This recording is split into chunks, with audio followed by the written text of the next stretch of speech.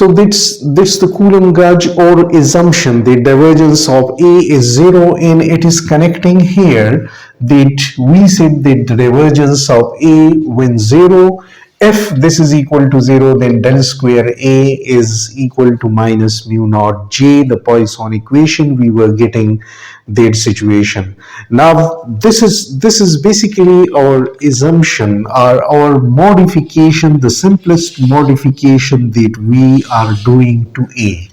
Now if for example we say that let's say we say that we are having a magnetic vector potential, and that magnetic vector potential is A naught, and such that the divergence of A naught is not equal to 0. We find a magnetic vector potential and we say that it is such that its divergence is not equal to 0, then we will write that we will write then A such, because it's a modification to A and we got that A naught which is not diverging.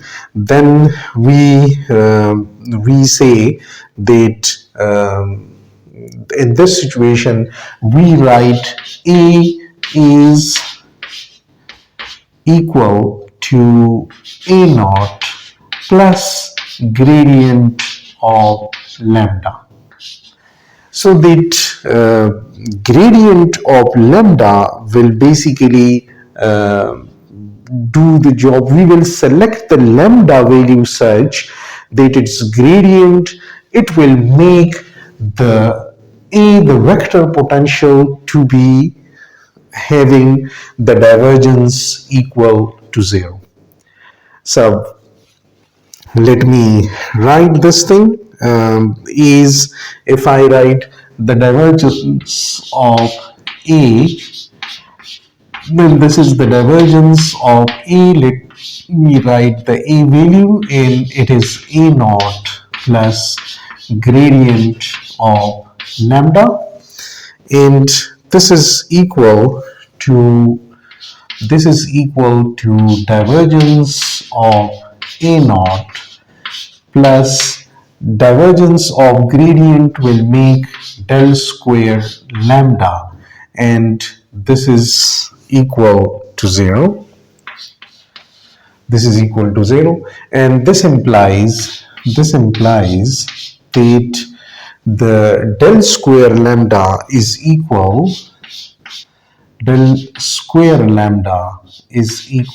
to minus divergence of A. So the minus A naught, this is A naught, because when this thing is equal to 0, then del dot A is not equal to 0, and we have del square of lambda equal to minus divergence of A naught. And if I look at this equation, then this is again del square lambda. Del square lambda is equal to something non-zero here, minus del dot A, and we say that it is not equal to 0. So it means this is again the Poisson's equation. This is again we got the Poisson's equation because this thing is not equal to 0, and from here we can have the solution for lambda. Means this implies that lambda is equal to 1 over 4 pi.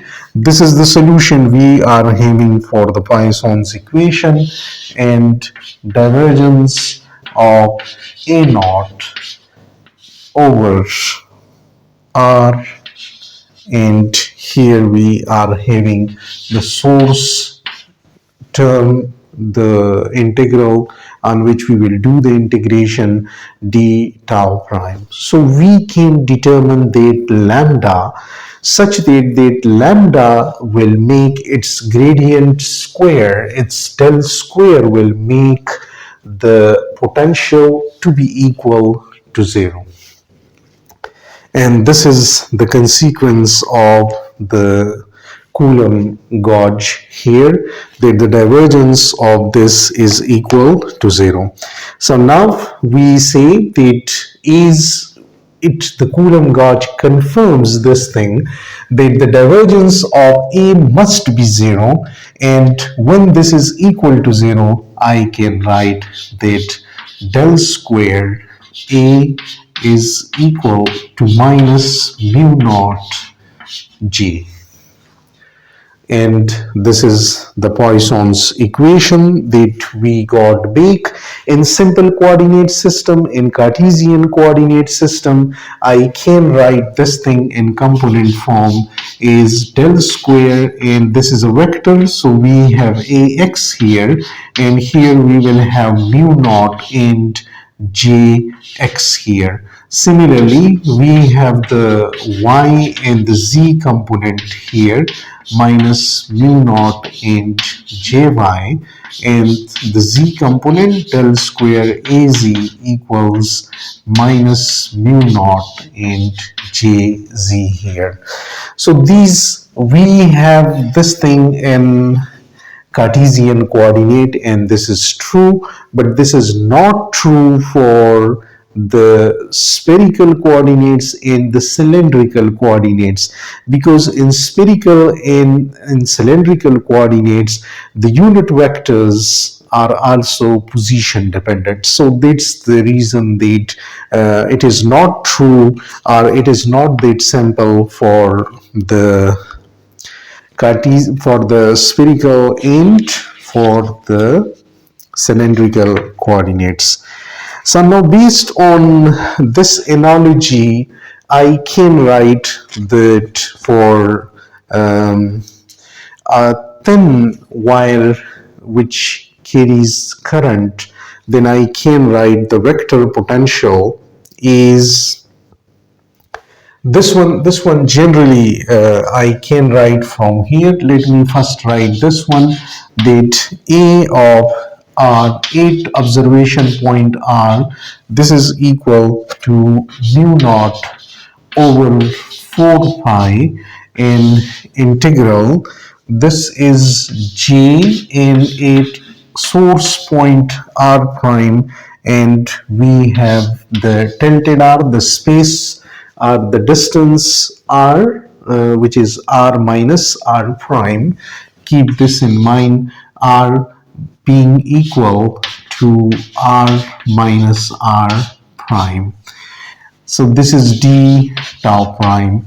Based on this analogy, I can write that for a thin wire which is carrying current I can write that A is equal to mu naught I over 4 pi, and here I will write dl prime, and here R with it. I can write this I here as well, as you remember we did the same thing in Biot-Savart law. Similarly, for surface current, I can write that A is equal to mu naught and no I here, mu naught over 4 pi, and this I will write is K and d A prime over R. And here for the volume element, this is for the volume element, the line element, the surface element. We have the value of A, the vector, magnetic vector potential. We can write R here with this and R here with this. So for the volume element I wrote, and now it's time to discuss the physical significance of this as the physical interpretation of A.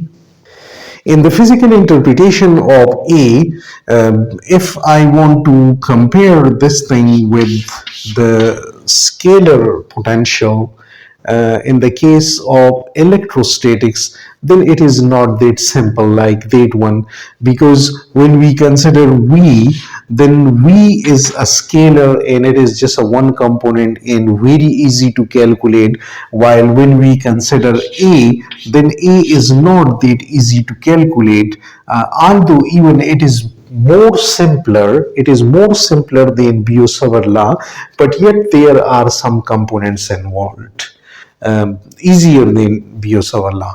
So E, it is a vector and it is having three components, so its calculation compared to the electrostatic case is not that simple. The other thing is that why we don't have a scalar counterpart. Like when we were having the electric field is also a field, and we had a scalar potential for that one. Now we have magnetic field, so why we don't have the scalar counterpart of this? The reason is here, the Ampere's law, because this says that the curl of magnetic field uh, is not supposed to be zero. So its curl is not equal to zero. So if I write B is, let's say, equal to minus gradient of, let's say, a potential which I call U, then this will say, this side, the Ampere's law will say that del cross B for this situation will be equal to 0, because curl of a gradient is 0. So this is, in the Ampere's law says that del cross B must not be equal to 0. So that's the reason we are not having a scalar potential for the magnetic field. So is it because when we were discussing the electrostatic situation, we say that there must be a scalar counterpart. So when we are not having a scalar counterpart here, so does it mean that this A is something which is just a mathematical convenience and has no practical implications, are practically not important? So it is not like that. It is not only a mathematical convenience. This is a physical field, because even if B is equal to 0 in a region, even if B is 0 in a region, we have some physical effects of A there, and this is one of the effect, the Coulomb and Aharonov effect, which is telling about this thing, that even if B is 0, the A is playing its role and it is having physical effects there. And the 4, this is the Coulomb Aharonov effect, which is basically playing or explaining this thing, that in such a region, even B is 0, A is still there and it is playing its effect in that region. And the other thing is that it's just like a physical field. It is a physical field, not just a mathematical convenience. And the other thing is, from the quantum mechanics point of view, A is termed as the momentum per unit charge. We are not explaining it more here because we are not going into the quantum electrodynamics, but from the quantum mechanics point of view, is here we were having the electric potential is the work done or the potential energy per unit charge. So here we have A is the momentum per unit charge from a quantum mechanical point of view. So this is one of the hint for this thing is Griffith is explaining in its footnote. It is given some interpretation to that thing or the reference to that further can be seen why it can be termed is the momentum per unit charge from a quantum mechanical point of view. So I hope that this explains the magnetic vector potential, its comparison or contrast with its counterpart, the electrostatic potential.